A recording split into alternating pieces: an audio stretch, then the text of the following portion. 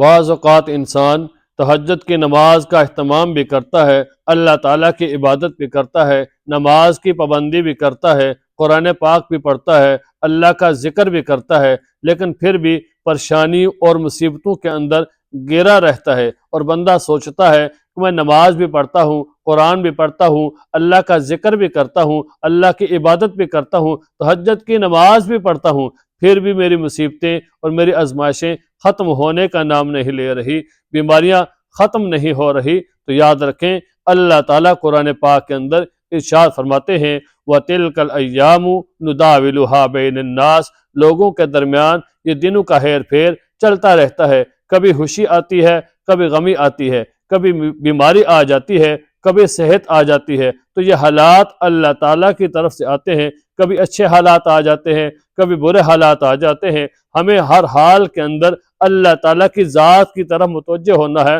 کہ حالات کو بدلنے والا، حالات کو چینج کرنے والا، حالات کو تبدیل کرنے والا اللہ تعالیٰ ہی ہے۔ اللہ ہی ہر قسم کے حالات بھیجتے ہیں، اور اللہ تعالیٰ قرآن پاک میں فرماتے ہیں وَلَنَبْلُوَنَّكُمْ بِشَيْءٍ مِّنَ الْخَوْفِ وَالْجُوعِ وَنَقْصٍ مِّنَ الْأَمْوَالِ وَالْأَنفُسِ وَالثَّمَرَاتِ، اور اللہ تعالیٰ فرماتے ہیں ہم تم کو آزمائیں گے، کبھی خوف کے ساتھ، کبھی بھوک کے ساتھ، کبھی مصیبت آ جاتی ہے، کبھی بیماری آ جاتی ہے، کبھی کئی قسم کے مختلف قسم کے حالات آ جاتے ہیں۔ اللہ تعالیٰ صرف آزمانے کے لیے یہ حالات بھیج دیتے ہیں، کبھی بیماری کو بھیج دیا، کبھی صحت کو بھیج دیا۔ بیماری آئی تو پھر پتہ چلتا ہے کہ انسان کتنے شکوے اور شکایت کرتا ہے کہ میری بیماری ایسی ہے، مجھے ہر وقت درد رہتا ہے، یہ ہے۔ آدمی ہر قسم کی شکایت اور تکلیفیں آدمی لوگوں کو سناتا رہتا ہے، اور اللہ کی ذات تو صرف دیکھ رہی ہے کہ میرا بندہ ان حالات کے اندر کیا کر رہا ہے۔ اور جب اچھے حالات آتے ہیں، انسان کے پاس مال آتا ہے، دولت آ جاتی ہے، اچھا گھر آ جاتا ہے، اچھا خاندان مل جاتا ہے، تو آدمی سوچتا رہتا ہے، پھر آدمی ان حالات کے اندر جو عمل کرتا ہے، جو عیاشیاں کرتا ہے، اللہ تعالیٰ اس کو بھی دیکھ رہے ہوتے ہیں۔ لیکن ہمیں ہر حال کے اندر اللہ کی ذات کی طرف متوجہ ہونا ہوتا ہے۔ دیکھیں حضرت بلال رضی اللہ تعالیٰ عنہ کے اوپر کتنے قسم کے حالات آئے، جب کلمہ پڑھا، ایمان قبول کیا، اسلام لائے، تو کفار مکہ نے ان کے اوپر کتنی قسم کی مصیبتیں ڈھائیں، اور ان کو کتنا پریشان کیا، کتنا مارا پیٹا، کہ گرم ریت کے اوپر لٹا دیتے ہیں، پھر سینے کے اوپر گرم پتھر رکھ دیتے ہیں۔ تو وہ لوگوں نے کہا تو تم احد احد کہتے ہو، تم دل میں کہہ لو، جب تم اونچی آواز سے کہتے ہو تو یہ لوگ تمہیں اور زیادہ مارتے ہیں، تو تم دل میں کہہ لو۔ وہ کہنے لگے کہ جب میں نے اللہ پر ایمان لے آیا ہوں، جب اللہ پر میرا یقین ہے، جب میں نے مان لیا ہے کہ اللہ ایک ہے، تو پھر میں اونچی آواز سے ہی کہوں گا، میں آہستہ نہیں کہوں گا۔ تو ہمیں بھی اللہ کی ذات کی طرف متوجہ ہونا چاہیے۔ تو پھر حضرت بلال رضی اللہ عنہ کو لوگوں نے کہا کہ اگر آپ اللہ پر ایمان رکھتے ہیں، اللہ ایک ہے، تو ایک اللہ آپ کو چھڑا کیوں نہیں لیتا؟ قربان جاؤں حضرت بلال رضی اللہ تعالی عنہ پر انہوں نے فرمایا کہ دیکھیں، جب ایک عورت بازار میں جاتی ہے تو کچے کا برتن خریدنے کے لیے پہلے برتن کو نوک کرتی ہے کہ وہ برتن کچا ہے یا پکا ہے، تو میرا اللہ بھی مجھے دیکھ رہے ہیں کہ میرا بلال ایمان کے اندر، اسلام کے اندر کچا ہے یا پکا ہے۔ تو اللہ تعالیٰ بعض اوقات انسان کے اوپر آزمائش بھیج کر، مبتلا کر کے انسان کو دیکھ رہے ہوتے ہیں،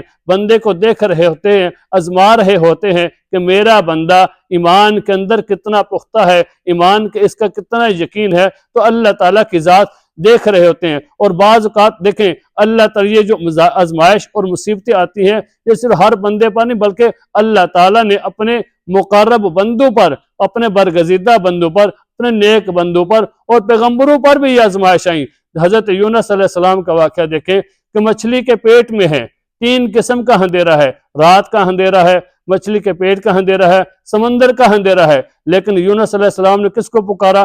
اللہ کی ذات کو۔ لا الہ الا انت سبحانک انی کنت من الظالمین۔ جب یونس علیہ السلام نے پکارا فاستجبنا لہ ونجیناہ من الغم وکذالک ننجی المؤمنین، کہ جب یونس علیہ السلام نے ہمیں پکارا تو ہم نے ہی نجات دی۔ تو جب ہم بھی اللہ تعالیٰ کو پکاریں گے، اللہ تعالیٰ کی طرف متوجہ ہوں گے، اللہ تعالیٰ کی طرف ہمارا دھیان ہوگا کہ ہر قسم کے حالات جو بھی آتے ہیں یہ اللہ تعالیٰ کی طرف سے آتے ہیں، اور اللہ ہی ان حالات کو ٹھیک کرنے والے ہیں۔ تو ہمیں اللہ تعالیٰ پھر ہمارے حالات بھی ٹھیک کریں گے۔ تو جو عمل میں آپ کو بتانے والا ہوں، تہجد کی نماز میں یہ عمل کرنا ہے۔ آپ تہجد کی نماز جتنی توفیق ہو سکے 2 रकात पढ़ लें, 4 पढ़ लें, 6 पढ़ लें, 8 पढ़ें, जितनी भी आपको तौफीक हो सके तहज्जुद की नमाज पढ़ के अल्लाह ताला का जिक्र करें। और उसके बाद 100 मरतबा ये तस्बीह पढ़े, अल्लाहुम्मा लकल हम्दु व लक शुक्र। एक तस्बीह 100 मरतबा करें और 11 दिन तक ये अमल करें। फिर इसके नताइज देखें कि अल्लाह ताला किस तरह आपके हालात को चेंज करते हैं, किस तरह अल्लाह ताला आपके हालात को बदल देते हैं। तो जब ये अमल करेंगे तो इंशाअल्लाह आपके रिज़्क़ का मसला, आपकी मुसीबत, आपकी बीमारी, आपकी परेशानी ख़त्म हो जाएगी। अल्लाह अपने फजल करम से अपने रहमत के बंद दरवाजे अपने बंदे के लिए खोल देंगे। हमें हर हाल के अंदर जो मुतवज्जे होना है वो अल्लाह ताला की ज़ात की तरफ मुतवज्जे होना है। जब बंदा अल्लाह की तरफ मुतवज्जे हो जाता है, अल्लाह ताला के सामने रोता है, अल्लाह ताला से दुआ मांगता है, तो याद रखें जब बंदा दुआ मांगता है तो अल्लाह ताला खुश होते हैं